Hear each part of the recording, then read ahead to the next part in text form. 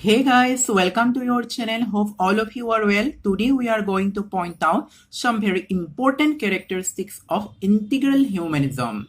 It is propounded by Deen Dayal Upadhyay. Well, you might ask me that why it is important. What is the context? The context is that the United Nations in its propaganda for UN Sustainable Development Goals has used this philosophy as its base. That is why it is in news, and knowing something about this philosophy will help you to write answers in ethics paper as well as GS1 and essay paper. You can effectively quote this philosophy in relevant answers. So what is integral humanism? In very simplest and easiest term, it is a kind of humanitarian philosophy that has not discriminated among humans, plants, animals. Means this philosophy says that humans, plants, and animals all are bounded by a same kind of humanitarian thinking, humanitarian of fondness, or you can say bond. Right. Human, plant, animal, nothing is separate. No one is separate from each other. Each one shares a common platform, sharing a common consciousness. This is called integrated humanism. That means humans are highly integrated with its surroundings, which is composed of plants and animals. Right. So already you know what is integral humanism in easiest way. So let's go to some deep characteristics, some kind of inner philosophy.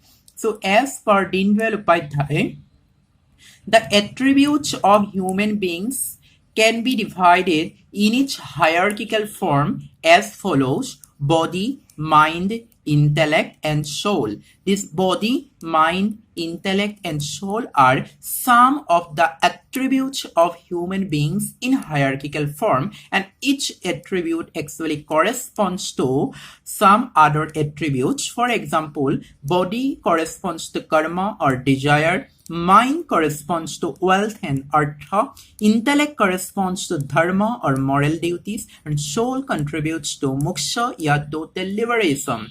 And sorry, Deen Dayal Upadhyay says that most of the philosophers or most of the theories have highly given importance on body and mind. For example, he says that socialist philosophy, socialist, individualist, they have highly given importance on these first two attributes, that is body and mind, but they have highly ignored the other two attributes of human beings, that is intellect and soul. And as a result of this division, giving importance on body and mind, these philosophies have much more favored the materialistic thinking rather than some kind of spiritualistic or humanitarian thinking. That is why, as per this philosophy, integral humanism is an effort to give much more emphasis on intellect and soul, that is dharma and moksha.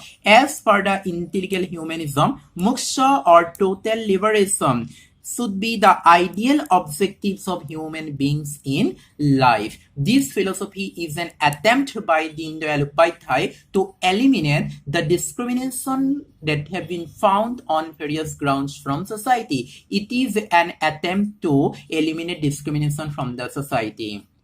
This philosopher, this theory is highly inspired by the saddest history of humankind found at the time of division in division of India, right? So Deen Dayal Upadhyay thought that if there had been an attempt to integrate this kind of philosophy, then probably we would not have found such a saddest history in humankind like division.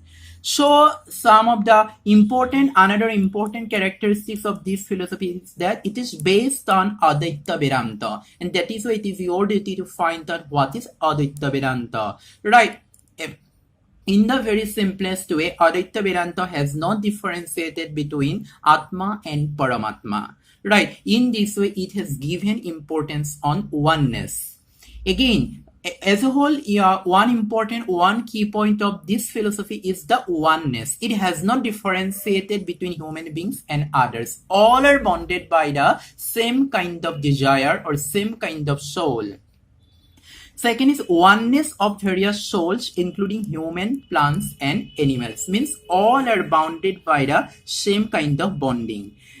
Third, human beings share a common consciousness with their surroundings in a whole organic process. This is very important. That means we, the human beings, have shared a common consciousness with our surroundings. We all have the same purpose in our life.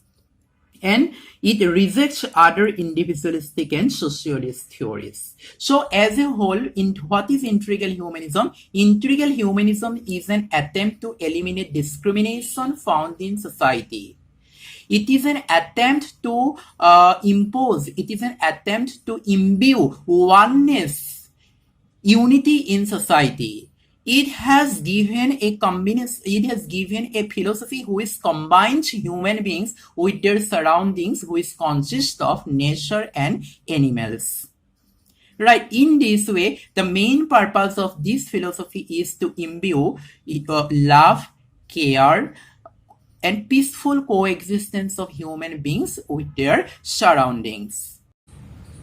So what is the importance at relevant scenario of this philosophy? When we write answer, we must have to show the current relevance of this theory. So we have to correlate this philosophy with the current scenario, that how it brings the relevance to the present scenario. So while writing answer, it is very important for you to know how to correlate this philosophy with current contemporary politics, contemporary society, and contemporary other other contemporary grounds. So simply we can say that how it has contributed to contemporary politics. This philosophy has provided a ground for non-partisan, non-sectarian, and secular politics. How? Because this philosophy has propounded the theory of oneness of soul. That is why all the discrimination, whether it is on religious grounds, whether it is on caste basis, are meaningless because we are united with our surroundings.